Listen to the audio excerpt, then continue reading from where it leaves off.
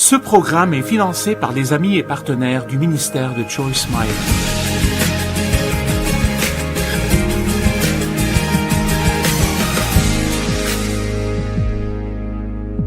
Merci de vous être joint à moi aujourd'hui sur notre programme.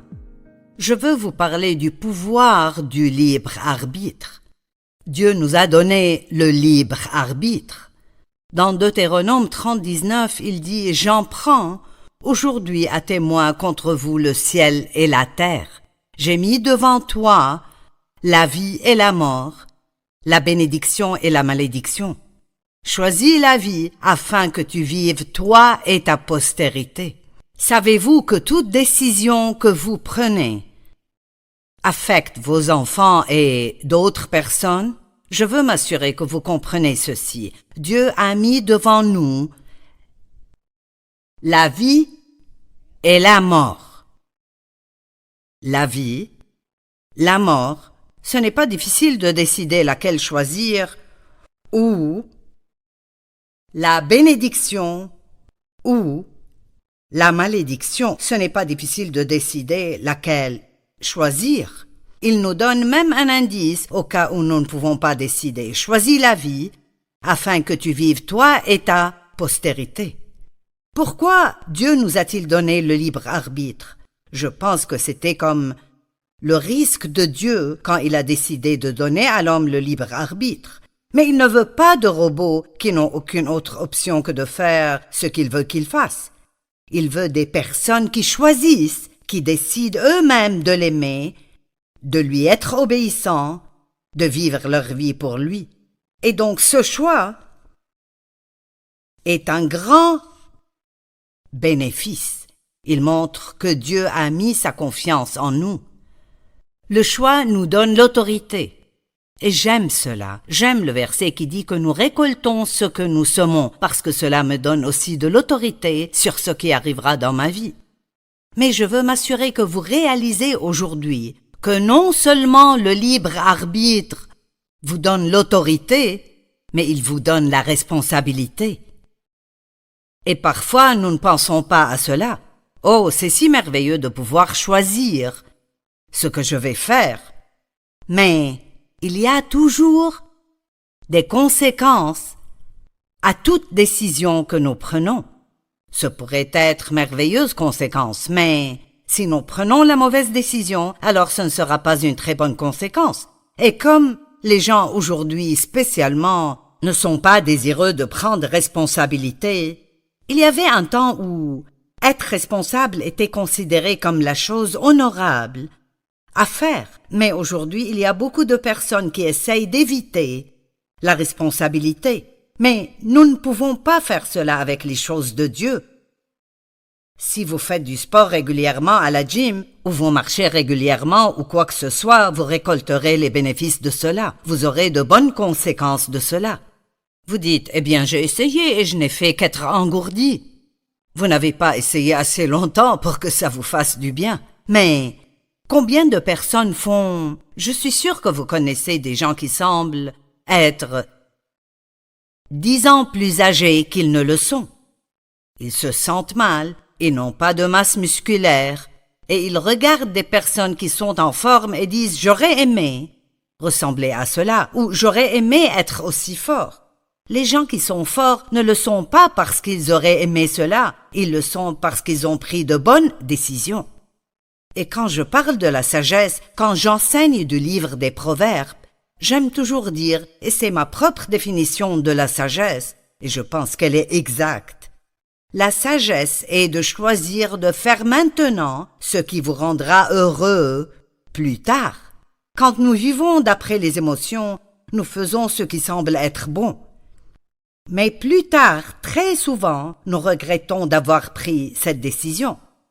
Mais être une personne sage veut dire que vous faites maintenant, même si c'est difficile, ce qui vous rendra heureux plus tard dans votre vie. Josué 24:15. Josué a dit une chose sage. Il a dit « Et si vous ne trouvez pas bon de servir l'Éternel, choisissez aujourd'hui qui vous voulez servir, ou les dieux que servaient vos pères au-delà du fleuve, ou les dieux des Amoréens dans le pays desquels vous habitez. Mais moi et ma maison, nous allons servir l'Éternel. J'aime cela. Faites-vous ce que vos amis font, juste parce que vous serez inclus dans le groupe, ou est-ce que vous servez Dieu, qu'il le veuille ou non? Parfois, nous devons être prêts à nous tenir seuls, si ça veut dire de faire la bonne chose. Tellement de personnes laissent ce que d'autres personnes pensent d'elles et disent d'elles, ce qu'elles font et ne font pas, déterminer leurs décisions. Mais c'est vraiment très insensé parce que vous verrez que vous et vous seuls subirez les conséquences de vos décisions. Maintenant, nous ne voulons pas laisser les autres prendre nos décisions pour nous. Cela ne veut pas dire que nous ne pouvons pas avoir l'avis de quiconque. Peut-être que vous avez besoin de l'avis de quelqu'un et vous lui demandez ce qu'il ferait, mais à la fin, la décision finale doit être la vôtre parce que, je répète, vous et vous seuls subirez les conséquences de vos décisions. Remarquez que beaucoup de personnes aiment vous donner beaucoup de conseils et tout le monde a une opinion. Mais votre avis vous appartient et vous devez non seulement faire ce que vous voulez, mais ce que vous sentez que Dieu voudrait que vous fassiez dans toute situation. Certains vous contrôleront si vous les laissez. Mais vous savez quoi? Vous avez tout autant de responsabilité de ne pas les laisser vous contrôler comme ils en ont de ne pas vous contrôler. Le contrôle est un genre de sorcellerie. Le diable essaye de contrôler, mais Dieu guide et nous laisse ultimement le choix. Mais quand les gens vous disent « Si tu ne fais pas ce que je veux, alors nous ne serons plus amis ou tu seras hors du groupe », vous devez prendre position et faire ce que Dieu veut que vous fassiez. Mon père contrôlait ma mère, et elle n'avait aucune vie. C'était vraiment triste. Ça m'attriste toujours quand je pense à sa vie parce qu'elle n'a jamais rien pu faire. Elle n'a pas profité de la vie. Elle n'avait pas beaucoup d'amis. Et il avait tort d'essayer de la contrôler, mais elle avait tout aussi tort de le laisser le faire. Prenez des décisions maintenant que vous ne regretterez pas plus tard.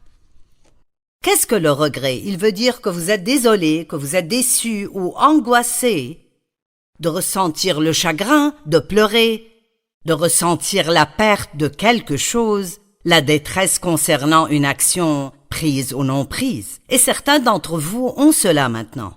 Vous avez le regret dans votre vie parce que vous n'avez pas pris les décisions que vous saviez que vous devriez prendre, même des décisions que vous vouliez prendre.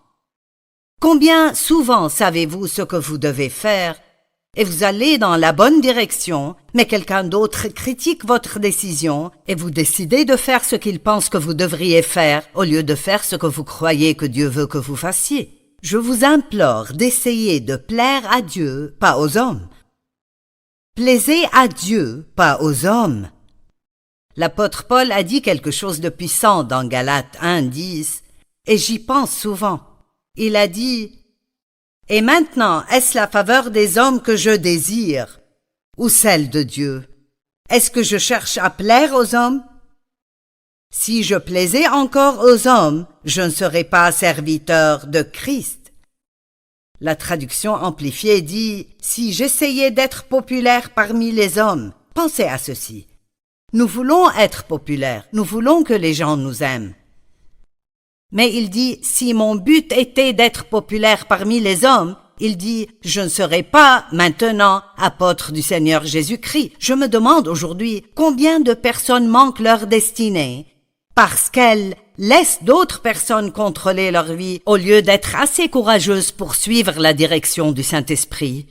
Je crois qu'il y a même des gens qui n'ont pas de relation avec Dieu du tout à cause de ce que leur famille ou leurs amis pourraient penser s'ils en avaient une. Jean 12, 42 et 43, écoutez ceci. Cependant, même parmi les chefs, plusieurs crurent en lui étant Jésus. Donc beaucoup de gens crurent en Jésus. Mais à cause des pharisiens, ceux-là étaient l'élite religieuse, Ils n'en faisaient pas l'aveu ouvertement dans la crainte d'être exclus de la synagogue. Mon Dieu! Est-ce qu'il y a quelqu'un qui regarde qui n'admettrait pas ouvertement sa foi parce que vous pourriez ne plus être ami avec quelqu'un d'autre au travail si vous le faites?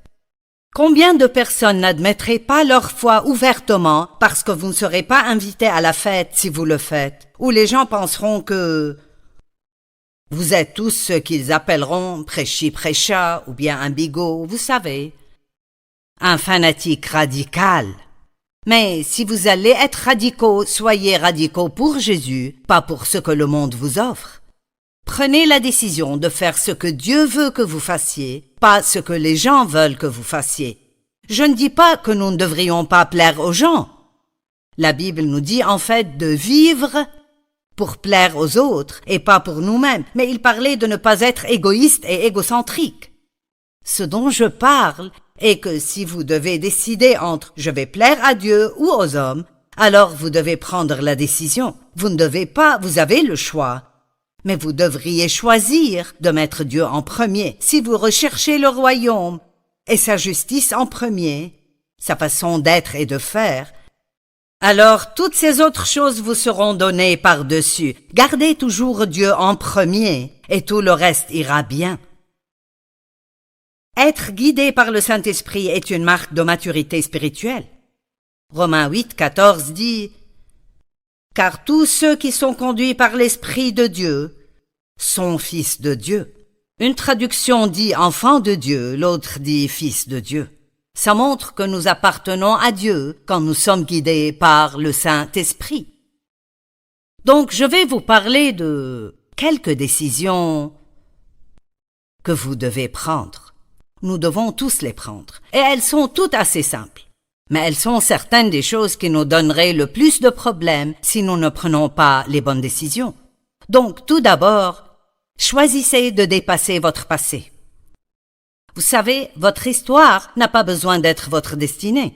Et je suis la preuve vivante de cela et plusieurs d'entre vous aussi ont un témoignage puissant à propos de ce que Dieu a fait dans votre vie.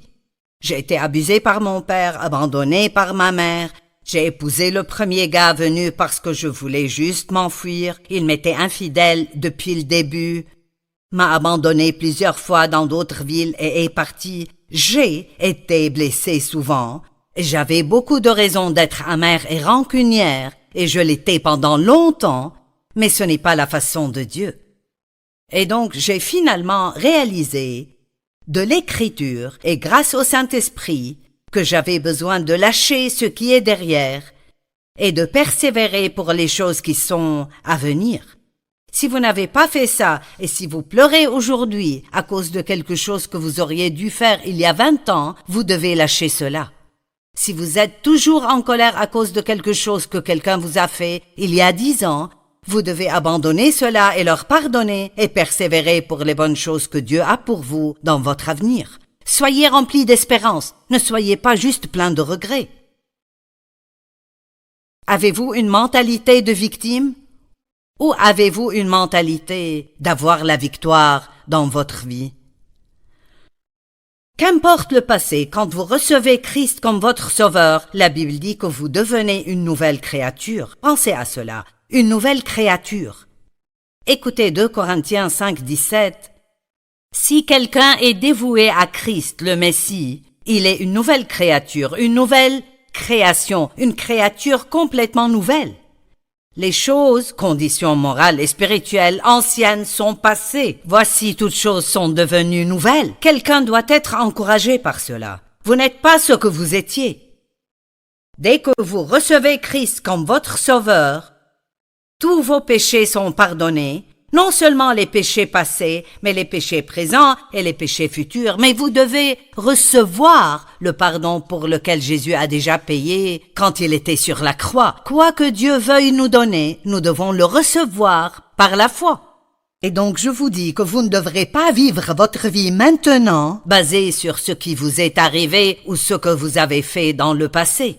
Il n'y a pas de péché que vous avez commis qui est trop grand pour que Dieu vous pardonne. Et non seulement vous pardonne-t-il, Mais la Bible dit, « Il éloigne de nous nos transgressions autant que l'Est est éloigné de l'Ouest et ne s'en souviendra plus. » J'ai finalement réalisé que je perdais mon temps quand je continuais à parler de vieux péchés à Dieu et à constamment demander le pardon pour les mêmes choses parce que je lui parlais de choses qu'il avait oubliées. Vous êtes une nouvelle créature en Christ. Vous êtes une nouvelle argile spirituelle. Il y a du travail qui doit être fait en nous et le Saint-Esprit vit en nous en tant que croyants en Christ pour aider dans ce processus de changement en l'image de Jésus-Christ. Vous avez un avenir, mais parfois vous devez combattre pour de nouveaux commencements parce que le diable essaiera sûrement de vous les prendre. Je pensais que j'aurais toujours une vie médiocre, mais j'avais tort de croire les mensonges du diable. Non seulement n'ai-je pas une vie médiocre, mais je crois que Dieu a pris toutes les choses qui m'ont été faites qui étaient mauvaises et les a en fait transformées pour mon bien. Je crois que j'ai une meilleure vie et que je suis une meilleure personne que je n'aurais pu l'être si je n'étais pas passé par ce que j'ai traversé. Toutes choses sont possibles pour Dieu. Dieu peut faire des choses magnifiques dans votre vie, des choses que vous ne pouvez même pas vous imaginer qu'il ferait. Mais commencez à dire toutes choses sont possibles pour Dieu. Maintenant, je veux vous parler de choisir vos pensées. Je sais que j'ai eu beaucoup d'années dans ma vie où j'ai juste pensé « Eh bien, je ne peux pas contrôler ce que je pense. » Vous savez, si c'est là, c'est là. Mais ce n'est pas vrai. Vous pouvez choisir vos pensées parce que la Bible dit « Nous renversons ou nous chassons les mauvaises pensées, théories et raisonnements. Nous les renversons et nous amenons toute pensée captive à l'obéissance de Jésus-Christ. Waouh, cela semble être un travail à temps plein. Et vous savez, au début, c'est très difficile. Vous devez vous entraîner et vous devez connaître la parole de Dieu pour savoir ce qu'est une mauvaise pensée. Mais plus vous étudiez la parole, par exemple, la Bible dit de ne pas être jaloux, que la jalousie ronge les os. Et donc, je ne savais pas que c'était un problème. J'étais jalouse de quelqu'un et je ne réalisais pas que mes pensées étaient mauvaises. Mais maintenant, si une pensée de jalousie vient à mon esprit, je sais tout de suite que le Saint-Esprit est en train de me rappeler le verset qui me dit de ne pas être jalouse et je sais renverser cette mauvaise pensée. Et parfois je le dirais même à haute voix, non, je ne serai pas jalouse. Ce n'est pas la volonté de Dieu. Père, je prie pour que cette personne soit bénie par tous les moyens et je serai heureuse pour elle. Vous pouvez penser ce que Dieu veut que vous pensiez. Vous n'avez pas besoin de penser à tout ce qui vous passe par la tête. Ce verset que je viens de citer était 2 Corinthiens 10, 4 et 5. Je vais les relire. Car les armes avec lesquelles nous combattons ne sont pas des armes charnelles, mais elles sont puissantes par la vertu de Dieu pour renverser des forteresses. Une forteresse est un domaine que Satan contrôle dans votre pensée. C'est un domaine où il se cache et s'enterre et il espère que vous croirez ses mensonges. Il essaye de vous tromper. Nous sommes trompés quand nous croyons quelque chose qui n'est pas vrai. Je me demande combien de mensonges vous croyez aujourd'hui. Y a-t-il des mensonges que je crois toujours que je ne sais pas que je crois? Probablement, possiblement, et je prie que Dieu me les révèle et me les montre. Je ne veux pas passer ma vie à croire des mensonges. Je veux connaître la vérité parce que seule la vérité peut nous libérer. Nous renversons les raisonnements et tout auteur qui s'élève contre la connaissance de Dieu et, laissez-moi vous dire ceci encore une fois, et nous amenons toute pensée captive à l'obéissance de Jésus-Christ. La Bible nous dit que nous devons renouveler nos pensées et nous faisons cela avec la parole de Dieu. Romains 12, 2, ne vous conformez pas au siècle présent, mais soyez transformés, soyez changés en l'image de Jésus-Christ par le renouvellement de l'intelligence. C'est la clé de la victoire. Renouvelez votre pensée, apprenez comment penser comme Dieu veut que vous pensiez.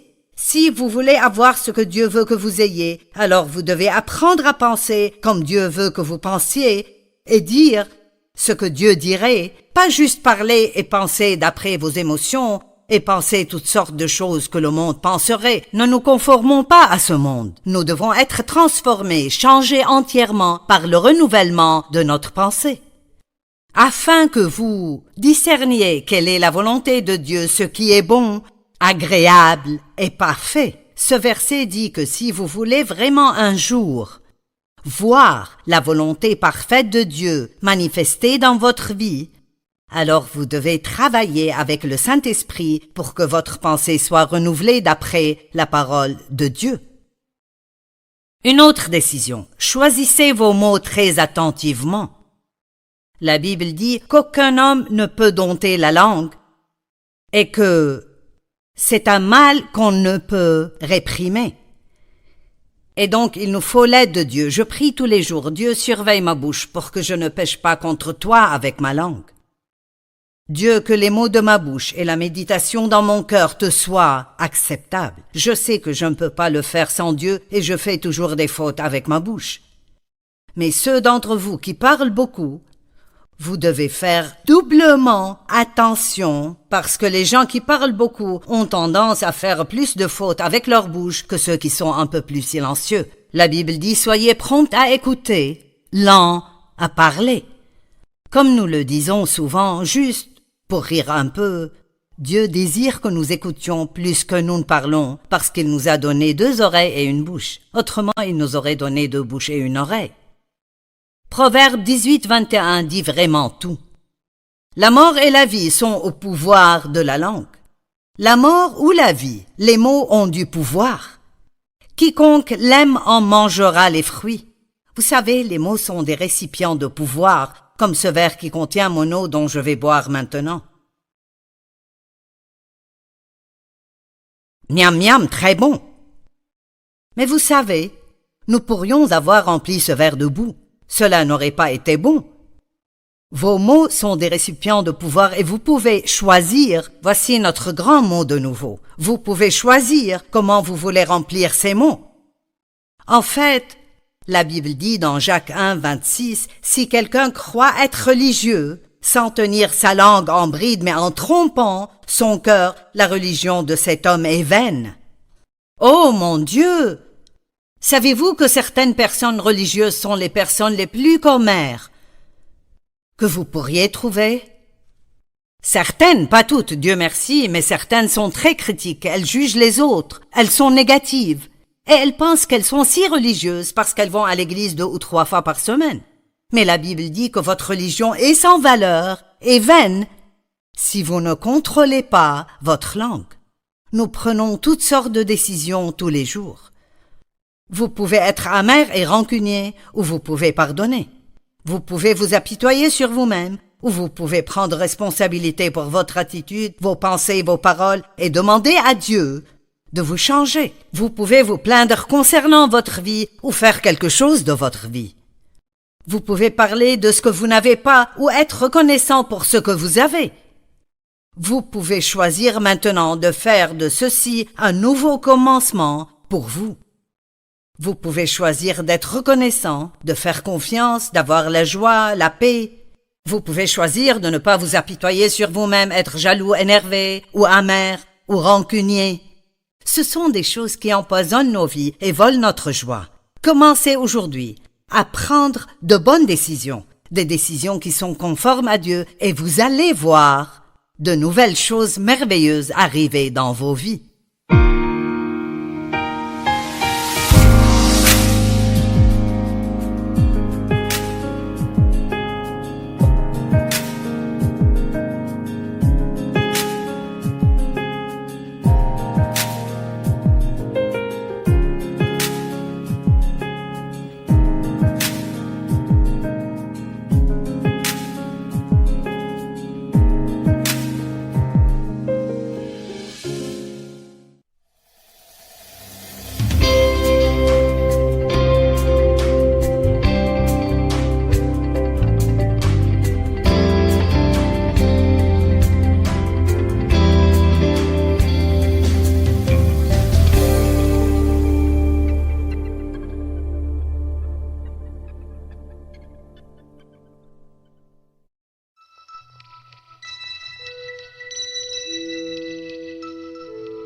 Je veux que vous rentriez chez vous la tête haute et le pas allègre, ne pas écouter les mensonges de Satan et savoir que vous êtes un enfant précieux de Dieu. Dieu vous aime, il n'est pas fâché contre vous. Et si j'étais vous, j'irais me regarder dans le miroir une dizaine de fois par jour, me montrer du doigt et dire avec assurance, Dieu n'est pas fâché contre moi.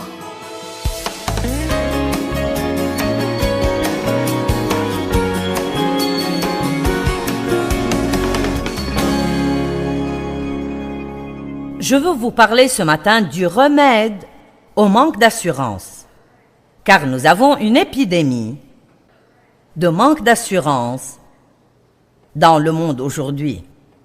Des gens qui portent des masques et se revêtent de personnalités bidons et essayent de faire des choses qu'ils ne veulent même pas faire, qu'ils ne sont pas équipés pour faire ou doués pour faire, et essayent d'être comme quelqu'un d'autre qu'ils croient qu'ils devraient imiter. Et ils sont blessés et froissés tout le temps à chaque fois que tout le monde ne les applaudit pas. Croyez-moi, Jésus est mort pour que nous ne manquions pas d'assurance. Nous pouvons avoir de l'assurance en lui. Nous devons savoir que même si les autres nous rejettent, Dieu ne nous rejette jamais. Il ne nous rejette jamais. Il nous a acceptés dans le bien-aimé, selon Éphésiens chapitre 2, verset 6. Donc si vous vous demandez si Dieu vous a accepté ou non, il ne le fera jamais sur la base de vos bonnes œuvres, mais vous êtes acceptés par votre foi en Jésus-Christ. Romains 14, 17. Je veux aujourd'hui vous parler de la justice, ce que signifie recevoir la justice de Dieu par votre foi en Jésus-Christ. Une chose très incroyable. Après tout, le royaume de Dieu, ce n'est pas d'avoir le manger et le boire qui nous plaît, mais la justice, la vertu morale, cet état qui rend un homme une personne agréable à Dieu, et la paix du cœur et la joie par le Saint-Esprit. Donc, le royaume de Dieu, ce royaume où Dieu nous offre de vivre qui, à propos, est un royaume invisible, mais néanmoins un royaume, et il est le roi de ce royaume. Ce royaume n'est pas d'obtenir tout ce que nous voulons. Ce verset en parle comme du boire et du manger, mais je vais l'amplifier un peu et dire que, bien que Dieu veuille nous bénir, il ne nous a pas appelés à une relation avec lui pour nous donner tout ce que nous voulons.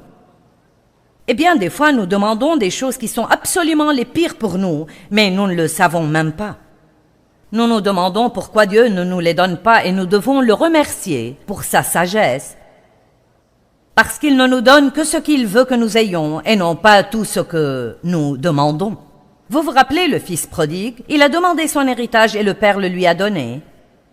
Et plus tard, ça s'est avéré être une bénédiction, mais au départ, il a découvert que ce n'était pas la chose dont il avait besoin ou qu'il voulait, car de toute façon, il a tout gaspillé. Il voulait son héritage, mais il n'avait pas la maturité pour savoir comment le gérer. Et donc, il y a beaucoup de choses que Dieu a, disons à la banque pour vous et pour moi, des choses qui ont été achetées et payées par Christ. Ce pourrait être un poste supérieur au travail. Ce pourrait être exercer votre don ou votre talent à un plus haut niveau. Ce pourrait être n'importe quoi. Ce pourrait être plus d'argent, par exemple. Ce pourrait être une position de pouvoir. Dieu veut que nous ayons le mieux du mieux. Nous sommes ses enfants et il veut que nous ayons le mieux. Pourquoi voudrait-il que tous les pécheurs aient les bons trucs pendant que nous rampons dans la boue pour manger des restes?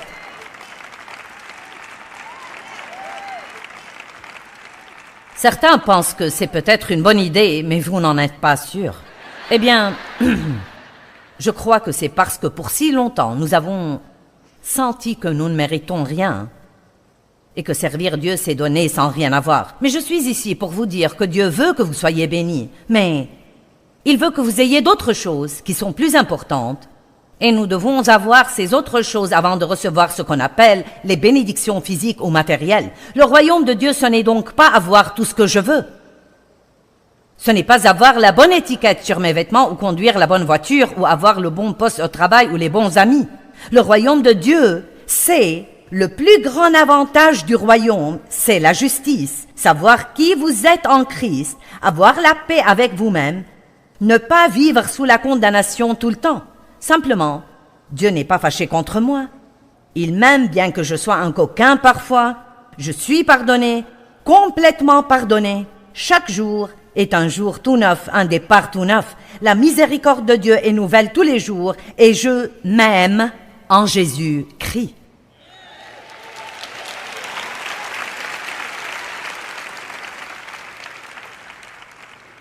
C'est la paix et la joie, la justice, la paix et la joie. Or, nous pourrions dire que les choses sont les avantages du royaume, mais le royaume, ce n'est pas des choses. Le royaume, c'est savoir qui vous êtes en Christ, avoir la paix qui surpasse toute intelligence, avoir la paix de ne pas avoir une conscience coupable, avoir une joie, un disciple et jouir de votre vie de tous les jours. Jésus dit qu'il est venu afin que nous ayons la vie et que nous en jouissions et que nous l'ayons abondamment, complètement jusqu'au débordement.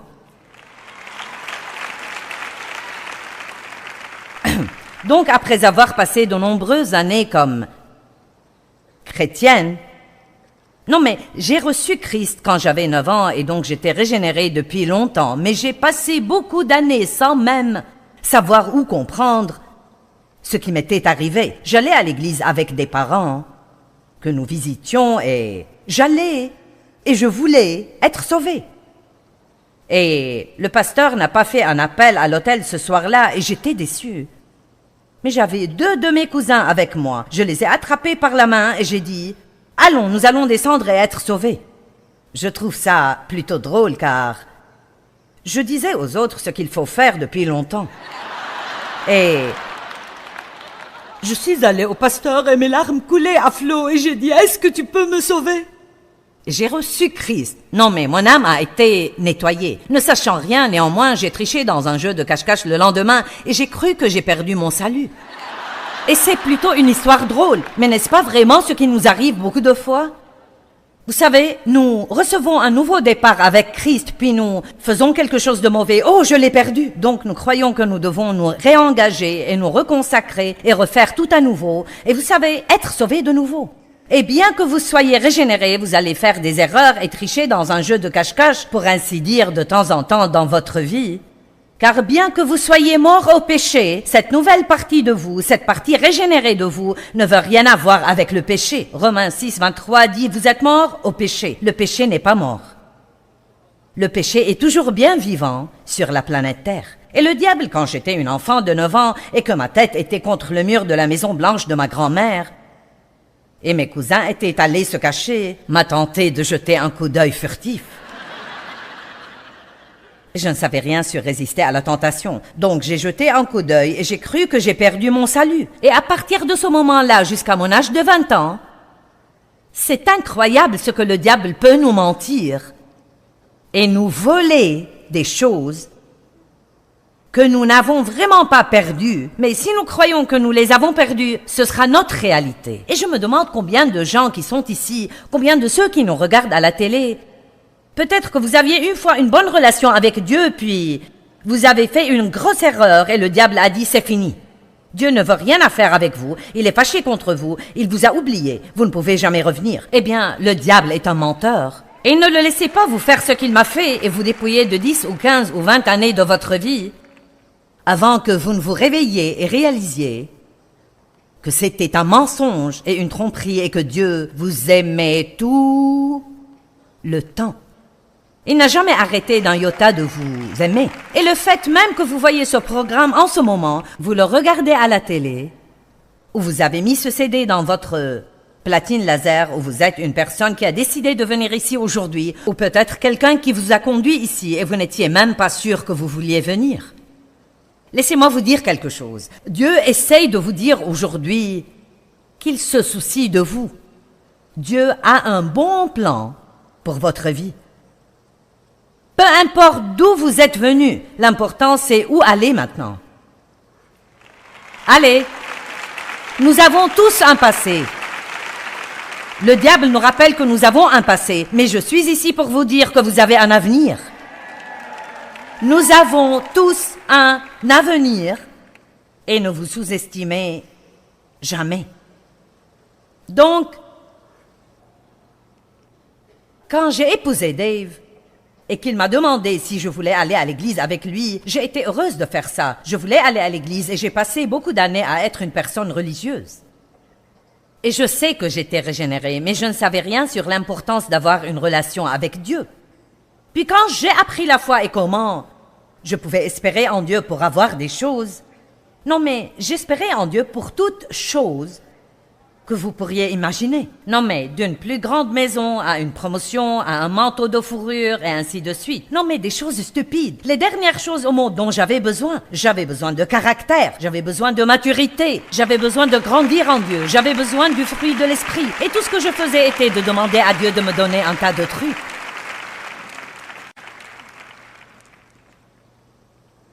Puis j'ai appris Romains 14, 17, et j'ai su que le royaume de Dieu, ce n'est pas ce genre de choses.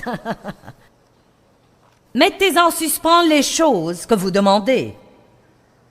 Vous ne vous aimez même pas. Vous ignorez qui vous êtes en Christ. Je croyais tout le temps que Dieu était fâché contre moi. J'avais un tel complexe de culpabilité. Je traînais mon sac de culpabilité avec moi partout où j'allais. Je le prenais à l'église, à l'épicerie, j'allais au lit avec, je me levais le matin avec. Je ne me sentais pas bien si je ne me sentais pas mal. Quelqu'un ici a eu un cas aussi grave que le mien? Mais croyez-moi, quand j'ai commencé à avoir un peu de paix, j'ai pensé, il y a quelque chose qui cloche. Ce n'est pas bien, je devrais me sentir coupable. Et c'était en grande partie parce que mon père avait abusé sexuellement de moi et j'ai toujours cru qu'il y avait quelque chose qui n'allait pas chez moi. Et quand vous avez ce disque qui tourne dans votre tête, qu'est-ce qui ne va pas chez moi, qu'est-ce qui ne va pas chez moi? Quelqu'un a jamais entendu ça? Qu'est-ce qui ne va pas chez moi, qu'est-ce qui ne va pas chez moi? Parfois, Dieu doit travailler avec nous quelques années pour renouveler notre pensée, pour nous rendre compte que quand Dieu dit « J'ai fait de vous une nouvelle créature par votre foi en Christ et que les choses anciennes sont passées et que toutes choses sont vraiment devenues nouvelles. » Et donc, j'ai fait un cheminement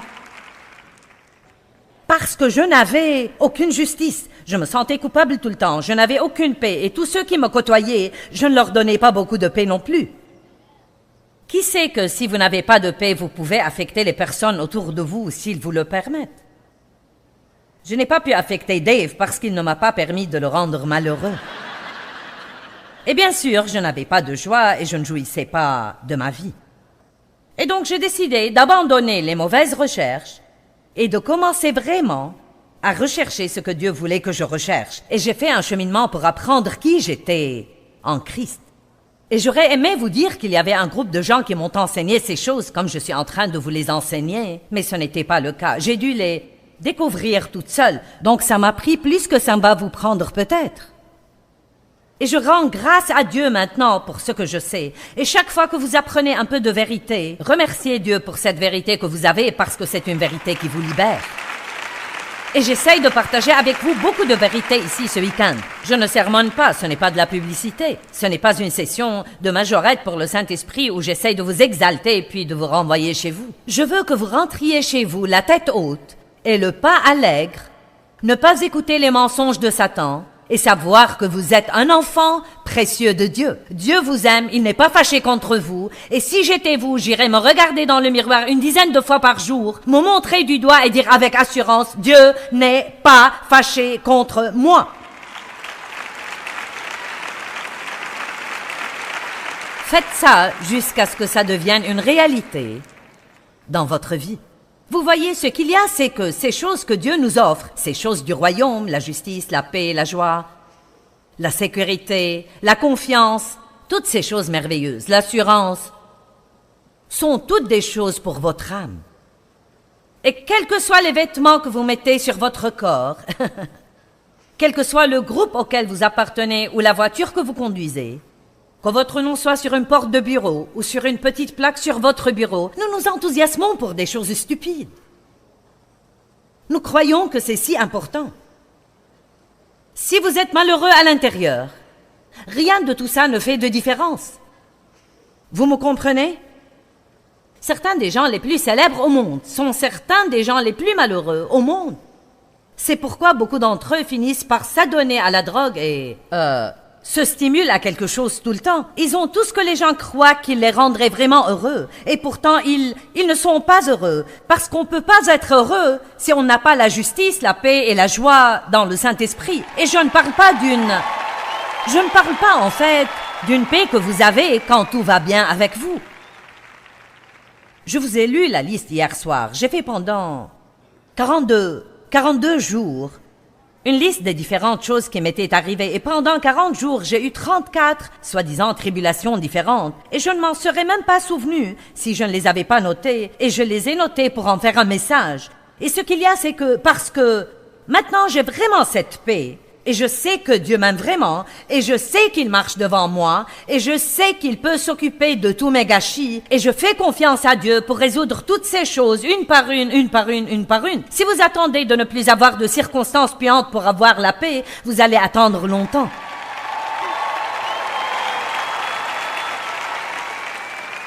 Et je vous dis que vous pouvez avoir la justice et être sûr que vous êtes juste devant Dieu. Je vais même vous dire que vous pouvez pécher et ne pas vous sentir condamné. Évidemment, je fais tout mon possible pour enseigner aux gens de ne pas pécher, mais 1 Jean 2:1 dit une chose merveilleuse. Mes petits enfants, je vous écris ces choses afin que vous ne péchiez point. Tout dans la Bible a été écrit pour que nous ne péchions point, pour que nous sachions que nous pouvons vaincre le péché et nous élever à de nouveaux niveaux de sainteté et mieux nous comporter tout le temps. Mais c'est un cheminement et pendant que je le fais, je peux faire quelques erreurs. Je ne suis plus aussi mauvaise que je l'étais, ni aussi bonne que je voudrais l'être. Amen. Dieu merci, je ne suis pas là où j'étais, mais je ne suis pas là où je veux être. Je vais très bien et je fais mon chemin. Et l'ennemi n'aime pas ça parce qu'il veut vous donner l'impression que vous ne serez jamais bien avant d'arriver. Amen. Et ce n'est pas du tout la vérité. Dieu a un bon plan pour notre vie. Il nous aime. Il sait d'où nous sommes venus. Il sait où nous allons. Et il ne va jamais renoncer à nous. Nous devons donc apprendre à espérer de Dieu les choses qui sont les plus importantes dans nos vies, non pas un tas de trucs, mais la justice, la paix et la joie dans le Saint-Esprit, et d'arrêter de courir après des choses qui ne peuvent vraiment pas nous rendre heureux, et d'apprendre qui nous sommes en Christ, comment nous pouvons avoir la paix même quand nos circonstances ne sont pas bonnes. Quelles que soient vos circonstances ce soir, il y a de fortes chances que d'ici 1 ou 2 semaines vous ne les aurez pas, ou d'ici 1 an, mais vous en aurez d'autres peut-être. Vous dites, ce n'est pas très encourageant. Eh bien, c'est la vérité. Et ce qu'il y a, c'est que nous pouvons les surmonter. Paul a prié pour connaître Jésus et la puissance de sa résurrection, la puissance qu'il a élevée au-dessus de toutes les choses dans ce monde, pendant qu'il était dans le corps. Marchons dans l'esprit et soucions-nous davantage des choses spirituelles que des choses naturelles. Laissez-moi vous demander maintenant, qu'est-ce que vous passez la plus grande partie de votre temps à chercher? C'est entre vous et Dieu. Tout le monde ne doit pas crier, mais qu'est-ce que c'est? Eh bien, j'espère de Dieu un mari. Eh bien, vous avez peut-être besoin de quelque chose d'autre avant de l'avoir. Ou vous voulez savoir qui vous êtes en Christ, car si vous recevez un mari et que vous comptez sur lui pour vous donner l'impression que vous avez de la valeur, vous allez vous fâcher contre lui à chaque fois qu'il ne vous dit pas que vous êtes merveilleuse. Allez maintenant, est-ce que vous êtes avec moi?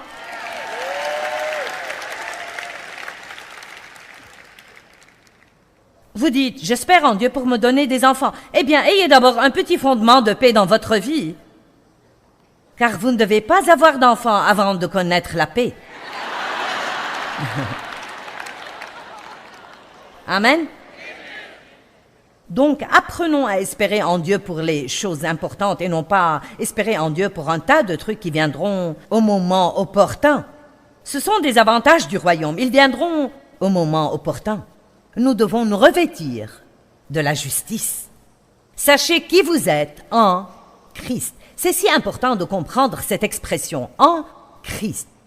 J'ai dit à quelqu'un il y a quelques nuits, quand j'étais en train d'étudier, j'ai dit, tu sais, j'enseigne tellement, et j'ai tellement enseigné pour tant d'années. Ce n'est pas quelque chose que je fais de temps en temps. Non, mais je n'arrête pas de faire ça. Et de temps en temps, quand je voyage et que je me lasse, je pense, je crois que j'ai déjà dit tout ça.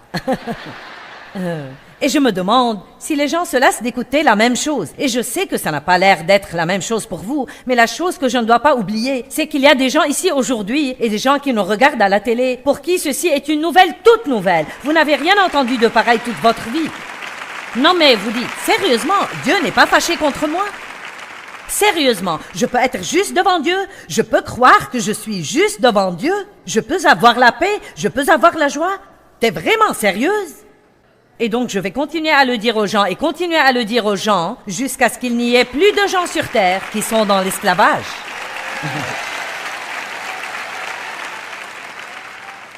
Donc nous y voilà. Voyons Ésaïe 61. Je vais en lire plus que je n'ai besoin de lire, mais j'aime ces versets, donc permettez-moi. Ésaïe 61:1. L'Esprit du Seigneur Dieu est sur moi, car le Seigneur m'a oint et m'a qualifié pour prêcher l'évangile de la bonne nouvelle aux humbles, aux pauvres et aux affligés. Donc la bonne nouvelle de l'évangile est pour un groupe de gens souffrants, embrouillés. Quelqu'un peut dire, ce doit être pour moi? Il m'a envoyé pour bander et guérir ceux qui ont le cœur brisé. Donc si vous êtes ici et que vous avez le cœur brisé, devinez quoi? Jésus est ici pour vous aujourd'hui. Pour proclamer aux captifs la liberté, pour proclamer l'ouverture de la prison et l'ouverture des yeux aux prisonniers, pour proclamer l'année de la grâce du Seigneur, c'est l'année de la faveur de Dieu. Si vous ne savez rien sur la faveur de Dieu, vous devez vous instruire là-dessus. La faveur n'est carrément pas juste, mais quelqu'un va la voir et j'ai décidé que si quelqu'un peut la voir, je vais moi-même la voir. Et je ne plaisante pas. Vous savez quoi? Vous pouvez en fait vivre dans la faveur de Dieu si vous l'espérez vraiment de Dieu.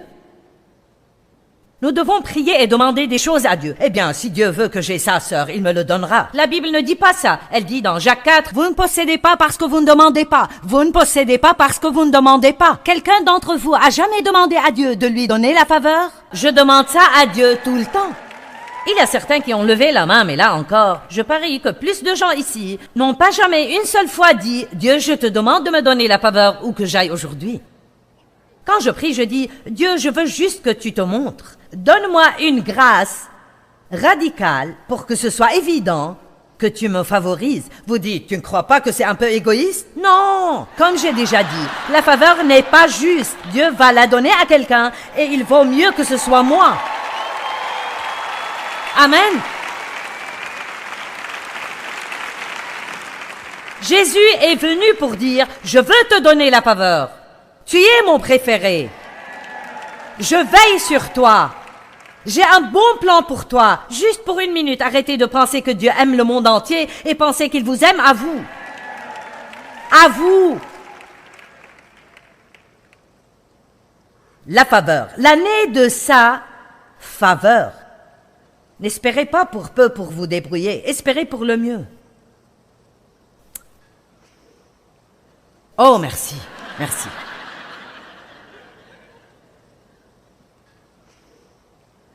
Verset 2, verset 3, quelque part. Nous sommes quelque part. Je vais recommencer. Pour proclamer l'année de la grâce du Seigneur, l'année de sa faveur, et le jour de la vengeance de notre Dieu. Cela signifie que Jésus dit, je vais m'occuper de vos ennemis. À moi la vengeance, à moi la rétribution, dit le Seigneur. Mais maintenant, il y a un autre aspect à ça. Vous avez le privilège de leur pardonner et de ne pas être tourmentés par ce qu'ils vous ont fait pendant que vous attendez que Dieu s'occupe d'eux.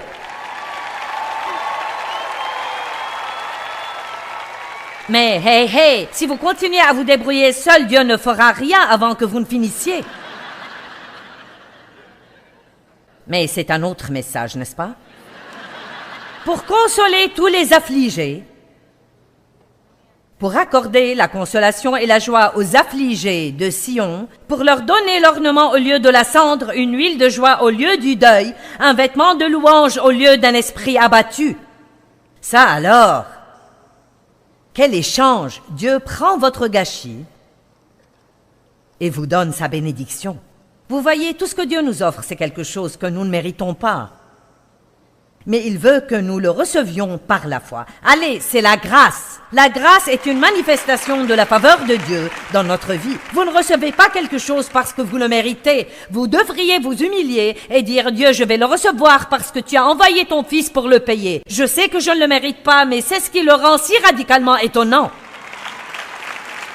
Que quelqu'un s'exalte pour Jésus.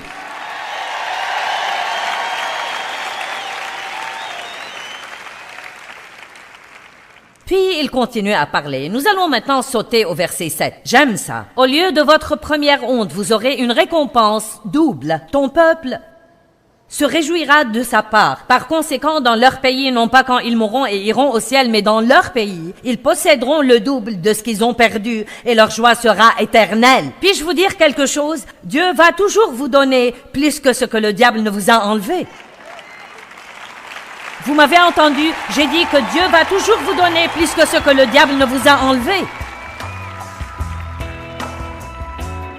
Si vous luttez avec le manque d'assurance, je vous demande d'avoir une petite conversation avec vous-même. Rappelez-vous qui vous êtes en Christ et n'oubliez pas que sa justice est la vôtre en cadeau. Et soyez sûr que Dieu vous aime vraiment et qu'il vous veut le mieux à tout moment.